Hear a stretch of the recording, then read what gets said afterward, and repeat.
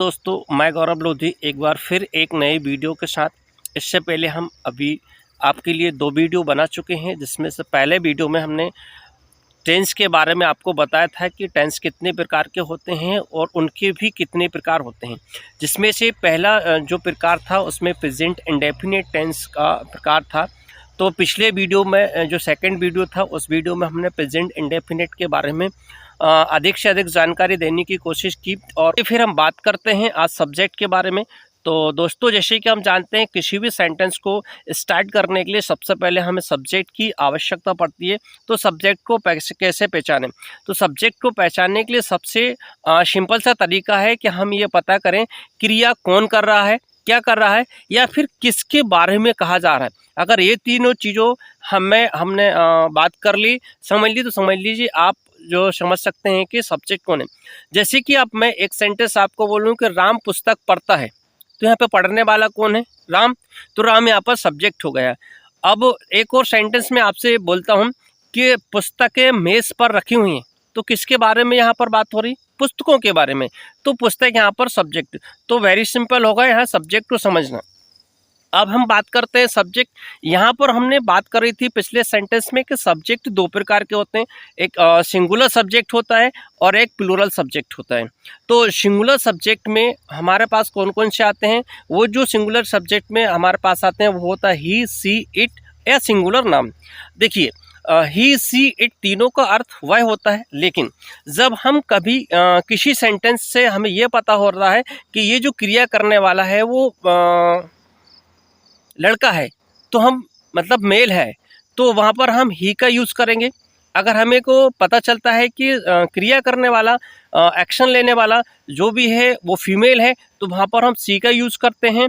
और non living things जो होती हैं वहाँ पर हम इट का यूज़ करते हैं। और कई बार ऐसे भी सेंटेंस होते हैं जहाँ पर सब्जेक्ट नहीं होता है, तब ऐसे स्थान पर हम इट का यूज़ करते हैं। तो ये इसके बाद एक और जो मैंने आपसे बोला कि सिंगुलर नाउन। तो सिंगुलर नाउन या प्रोनाउन जो भी जहाँ पर आएंगे वहाँ पर हमारे पास सिंगुलर सब्जेक्ट होता है। तो नाउन के बारे में हम अगर सिंपल सी बात करें कि नाउन क्या है, जैसे आपने पढ़ा noun is the name, person, place और थिंग।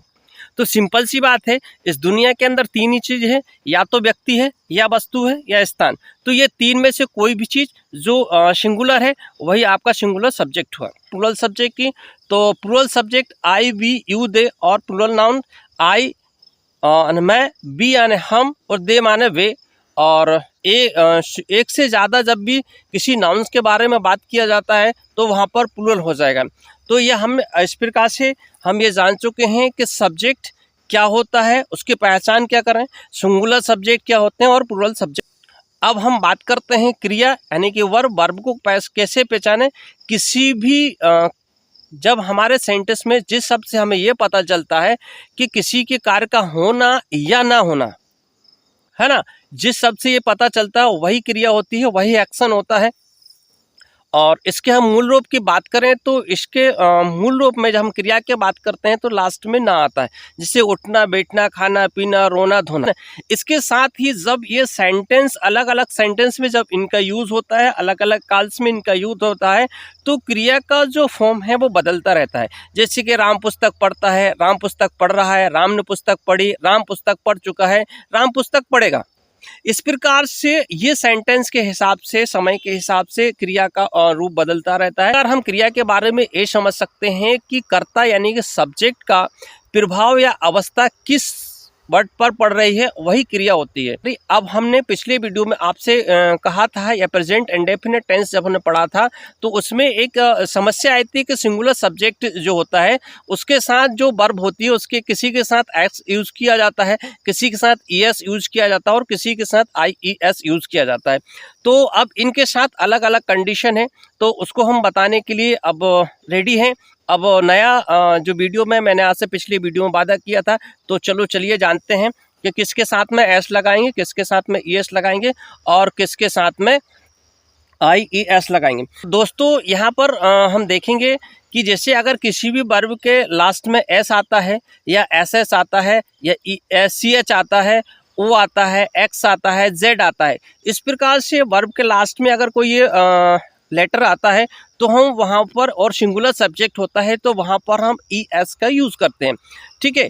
और यदि किसी भी वर्ब के लास्ट में बाय आता है, लेकिन बाय के पहले कंसोनेंट आता है, वोवेल्स नहीं, क्या कंसोनेंट आता है। वोवेल्स आपको मालूम है AEIOU, मतलब इन 5 में से कोई भी नहीं होना चाहिए, और लास्ट में बाय है तो हम क्या करते हैं, वाई को हटा देते हैं और जहाँ पर बाय लिखा होता है वहाँ पर हम क्या लगा देते हैं, IES।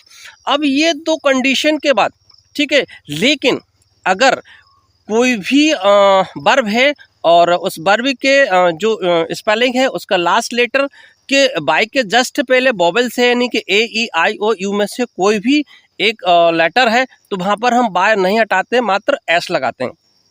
अब इन 2 कंडीशन के बाद जो है, जो भी कंडीशन बचती है वहाँ पर हम सिंगुलर सब्जेक्ट के साथ S लगा देते हैं।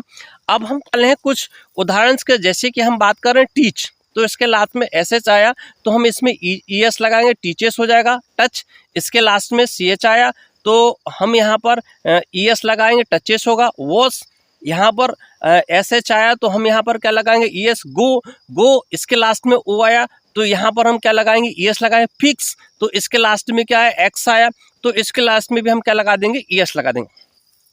और वहीं हम जैसे कि ना बाय का यूज, जैसे हमने स्टडी, STUDY स्टडी, स्टडी में बाय के जस्ट पहले क्या आ रहा, D आ रहा, जो कि कॉन्सोनेंट होता है, तो हम बाय को हटा के IS लगा देंगे, स्टडीज हो जाएगा। फ्लाई, FLY, तो यहाँ पर भी कॉन्सोनेंट है तो हम क्या लगा देंगे, IS लगा देंगे। अब लेकिन जैसे मैं बात करूँ प्ले, तो PLA बाय के पहले क्या आ रहा, A आ रहा, यानी कॉन्सोनेंट आ रहा, मतलब यहाँ पर बाय नहीं हटेगा, और यहाँ पर हम क्या लगा देंगे, S लगा दें, प्लेस हो जाएगा। ठीक इसी प्रकार BUY, तो U जो है वोवेल्स है, तो यहाँ पर भी हम बाय नहीं हटाएंगे और यहाँ पर क्या कर देंगे, हम जो है वो S लगा। तो इस प्रकार से हमने इस वीडियो में जाना सब्जेक्ट क्या होता है, उसको कैसे पहचाने, सिंगुलर सब्जेक्ट क्या होता है, प्लूरल सब्जेक्ट क्या होता है, वर्ब क्या होती है, और वर्ब में S, ES, IS किस प्रकार से लगाना है। ये सारी जो जानकारी है इस वीडियो में हमने आपको दी है। अब अगले वीडियो में हम बात करने वाले हैं how to translate into English. अब हम इंग्लिश में ट्रांसलेट कैसे करेंगे और सेंटेंस को कैसे बनाएंगे, उनको बनाने के लिए आप रेडी रहिए अगले वीडियो में। तो अगले वीडियो में मैं बहुत ही जल्दी आपको लेके आने वाला हूं, और प्रैक्टिस के लिए तो आप रेडी रहिए, प्रैक्टिस कीजिए, क्योंकि प्रैक्टिस बहुत ज़रूरी है। Nobody is perfect here, but practice make a man perfect, है ना। यहाँ पर कोई परफेक्ट नहीं है, बट प्रैक्टिस करने से हर व्यक्ति परफेक्ट हो जाता है। और हिंदी में इसी को कहते हैं, करत करत अभ्यास के जड़मति हो सुजान, और रसरी आवत जाती सिल पर होत निशान। आप सभी ने पढ़ा हुआ।